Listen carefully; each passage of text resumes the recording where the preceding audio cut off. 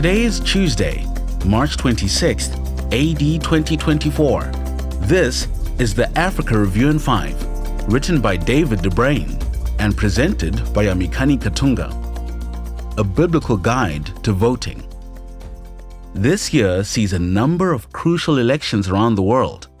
Taiwan, Pakistan, Russia, the United States, and South Africa, among others.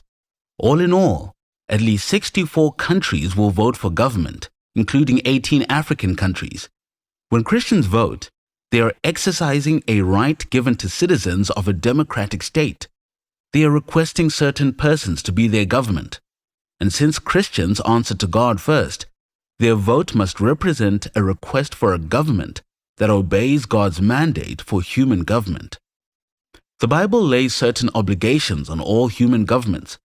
Any political party that refuses or neglects to do these things is disobeying God, and a vote to support them is essentially a Christian ignoring his or her Father's explicit will for human government. So what does God expect from human government? First, government should protect human life.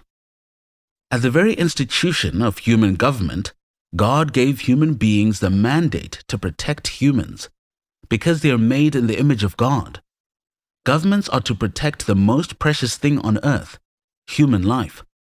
This protection of the right to life extends to the unborn, and any party that refuses to end the holocaust of abortion does not take seriously the protection of human life. A just government will take seriously all threats to the lives of its citizenry, be they criminal threats, aggressive nations, or even industries or businesses that irresponsibly put human life at risk. Indeed, a righteous and fair government will be willing to protect life at the cost of life. Second, government should display integrity of dealings. God requires that those who rule over men are not to be controlled by covetousness, with the inevitable bribery, perverting of justice, and partiality that follows coveting. Rulers, regardless of their personal religious beliefs, are to exercise integrity and impartiality for the sake of their office. 3. Government should restrain evildoers and uphold the law. Augustine said that government is a necessary evil, that it is necessary because of evil. Government is required to restrain evildoers through the administration of justice and the upholding of the law. A God-pleasing government is to legislate what will restrain those who would harm their neighbors and make laws that create enough civil order for human beings to live quiet and peaceable lives in all godliness. A government that upholds the law through the appointment and support of a good and effective police force, judiciary, and penal system shows a commitment to law and order. A nation where evil is punished and justice upheld will be set free to prosper on almost every other level. This is a key mandate from God to human government. Fourth, government must protect private property. The right to private property is one of the fundamental rights of human beings and a basis of true civil freedom.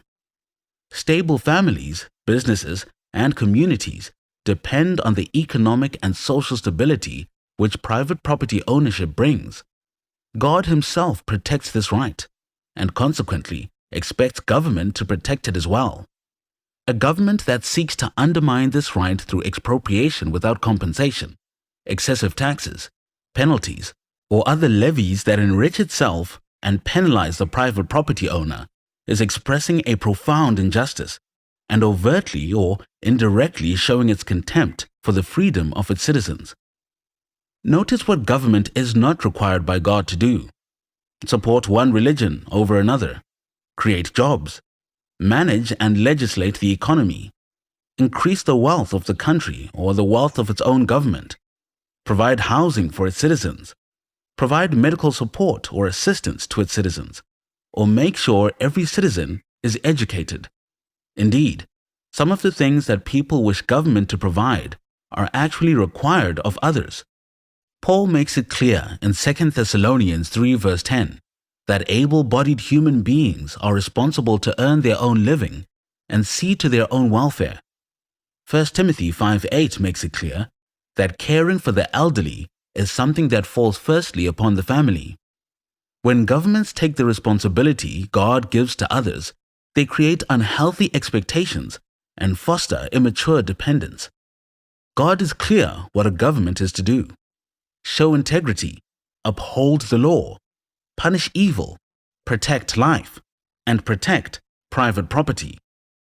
When a party explicitly fails to do one of these God-given mandates, or even acts to defeat their implementation, it disqualifies itself as a contender for a God-pleasing government. Should you find a party that seems to uphold these four, you have a valid choice for your vote as a Christian. And that's it for the Africa Review in 5 on this Tuesday, March 26th, in the year of our Lord 2024. Subscribe to the Missionary Minds podcast on Spotify or Apple Podcasts. I'm Yamikani Katunga. Be not weary in well-doing.